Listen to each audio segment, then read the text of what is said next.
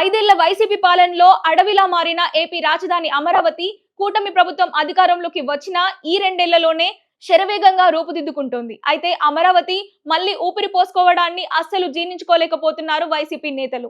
నిర్మాణ పనులను ఎలాగైనా అడ్డుకోవాలనే దుర్బుద్ధితో క్షేత్రస్థాయిలో అలజడి సృష్టించేందుకు ప్రయత్నించగా స్థానిక రాజధాని రైతులు తీవ్ర ఆగ్రహంతో తిరగబడి వారిని తరిమికొట్టారు.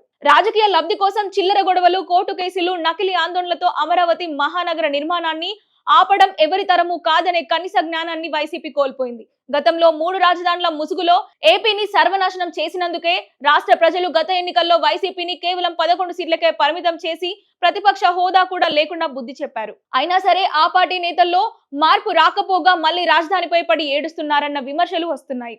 ఇదే ధోరణి కొనసాగిస్తే వచ్చే ఎన్నికల్లో ఆ పార్టీ సింగిల్ డిజిట్ కి పడిపోవడం ఖాయమని హెచ్చరిస్తున్నారు. అమరావతి అనేది కేవలం ఒక ప్రభుత్వ ప్రాజెక్ట్ కాదు. అది 5 కోట్ల ఆంధ్రుల ఆత్మగౌరవం, వేలాది మంది రైతుల త్యాగాల పునాది. ప్రపంచ స్థాయి శరవేగంతో దూసుకుపోతున్న ఈ రాజధాని రథచక్రాన్ని ఇలాంటి చిన్నపాటి అడ్డంకులతో ఆపడం అసాధ్యమని కూటమి శ్రేణులు హెచ్చరిస్తున్నాయి.